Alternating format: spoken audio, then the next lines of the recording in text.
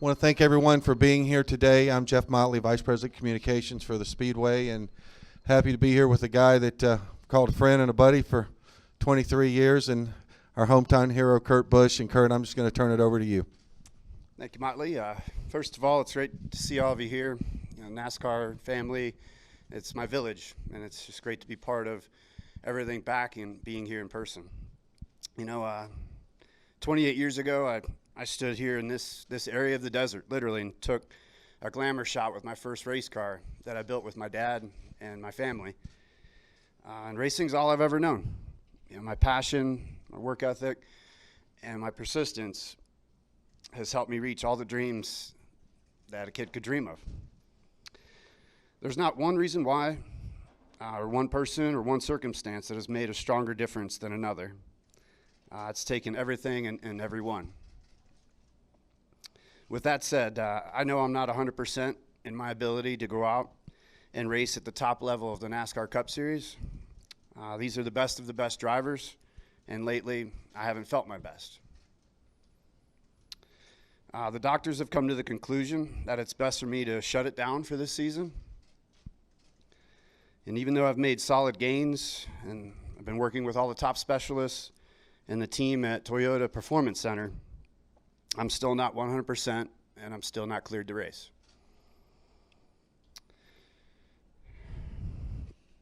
As I continue to focus on my health towards being cleared, I'll be stepping away from full-time NASCAR Cup Series competition in 2023.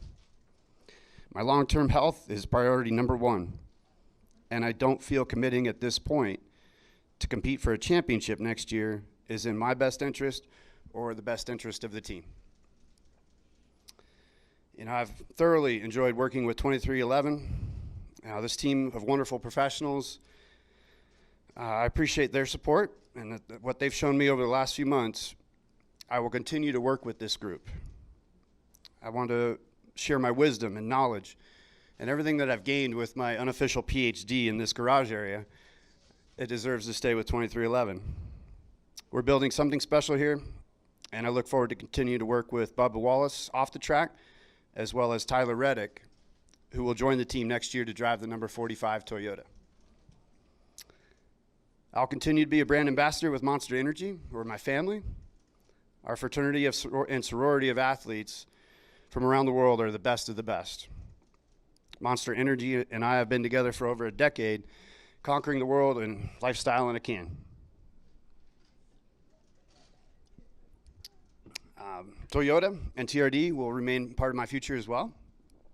They've embraced me like a long-lost brother, and I'm grateful for their support, and we will continue to go places together. To all the NASCAR fans, I can't thank you enough for your support through the journey this year and all the years. Your notes and words of encouragement have meant a lot to me. I've also been blessed throughout my career to race with so many great teams, teammates, and sponsors. All those people I've met along the way have made the journey up to now that much more special.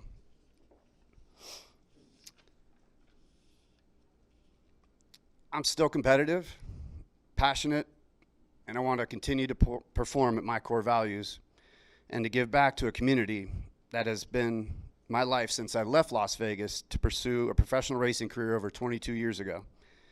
Next year, my contributions to racing may look a little different, but I'll continue to give my best to this sport. And if I'm cleared, maybe you'll see me at a few select races. Thank you. Thank you. And with that, we're going to take a few questions. Raise your hand. We'll get a microphone to you. Jerry, right here first. Jerry Jordan, kickingthetires.net. In coming to this decision, obviously this is not a goodbye, but more of a, looking at your future. How hard was this, and what is your message to the fans out there? Yeah, again, having the accident on track and then not having a set timeline or a set path for recovery with a concussion, it turns into other things as well with emotions. The timelines seem to have shrunk up as far as what's going to happen next year. Well, it's like, I should be better by now, and I haven't been cleared. And so this is more of being unselfish and respecting what has to happen in this industry, and that's to know how to make a team move forward. And I believe in 2311 and everyone here. And for me, I will get back to 100%. I promise. I have a great team of specialists. Toyota Performance Center has been wonderful, and I will keep pushing myself and my health to get back that priority first, and then we can decide about racing afterwards. But tremendous support with the fans, my team, sponsors, in this village. It's heartwarming. So thank you guys. Bob. Pockrass, Fox Sports. I have two. The first would be, do you feel like it was the Pocono wreck solely that caused your concussion, or did you have multiple hits? And then also, lots been made of when drivers start telling NASCAR about potential issues of this car. Do you look at this as just an issue of racing is dangerous and this happened, or are you any more, I guess, angry or bitter that in the way this happened?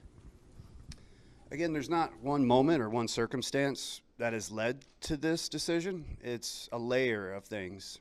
And to be frank and to smile a little bit, I've wrecked a lot of shit in my life. Old cars, new cars. And so over the years, things add up. And, different wrecks this year have made it tough in the grind to get back each week to 100%. That was starting to get tough this summer.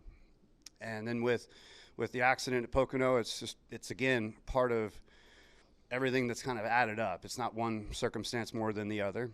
And the new car, this next-gen car, we have to continue to make it safer. We have to learn from each of the circumstances, whether it's mine, whether it's Chastain's, whether it's Bowman's, whether it's Cody Ware. There's been a ton of hits that we're all learning from and finding the areas that we need to improve. And so this is more of a look out the windshield type moment. Claire. Claire B. Lang, Sirius XM NASCAR Radio. Well, the mic works now, but folks like Denny Hamlin, team owner, and of course Dale Earnhardt Jr. have said, right move, making the announcement, and saying what's wrong with you and doing the right thing. Are there drivers out there that you're cognizant of that have issues? Because I've heard that this is a potential and are not saying something and have had issues like you over the years, but maybe have issues now and are not saying? I think the community now with the drivers and with the driver council, with the RTA, the ownership side, with NASCAR, and the tracks as well. We're communicating on a level that I've never seen before. It's of the utmost importance to make sure that we're all doing the right things together. And these hits are tough, but the hits in the past have been tough. And so I just think we just need to keep moving forward with how can we make it all better together. And we can't cry over spilt milk or things that have happened in the past.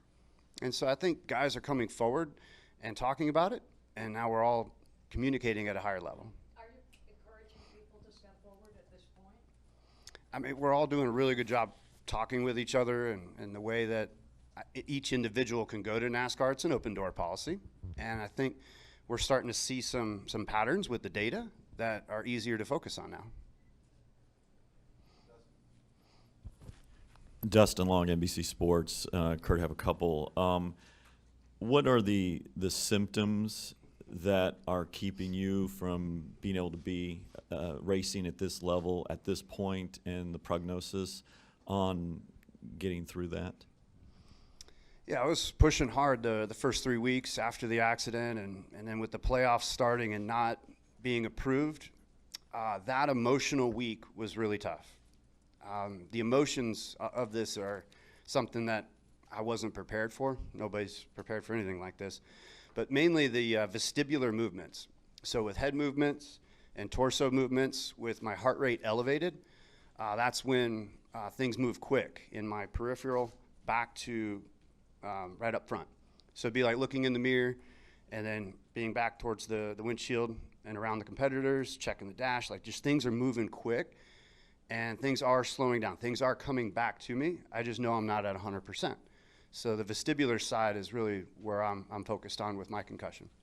A couple of things is just in normal everyday things. Are there anything that affects you, or everything is normal for you in that sense, other than just you're a high-level athlete? from where I was after the accident and to where I am now, I'm doing really good. Like this feels everyday life is 95%. It's just that last bit of being 100% and performing at the top level in the Cup Series is what I still know that I'm not obtaining. And one last thing is, every athlete wants to be able to go out on their own terms in their own ways. You may still get that opportunity, but not maybe exactly the way you envisioned it. How does an athlete come to grips with that, the struggles? And I know your voice kind of choked up a little bit when you were talking, just reading the statement. And what has it been like to go through that and kind of not have control in one sense with when you go out on your own terms? Yeah, I'm at peace where things are. I was close to the end of my contract and that full drive for a championship run. I was real close to that anyhow. And so it just happened a little sooner. But to race part-time and to enjoy things with a little less pressure, I think that will help fulfill things and close that door. But to pursue a championship and to run 36 race weekends, week in, week out, it was getting tough for my body to go through it no matter what. And so this just changed the course just a little bit. But I'm happy with where things are, and my family with the race team, with Monster, with Toyota, there's going to be plenty of things to do to keep that passion alive and to write the final chapter. Jeff?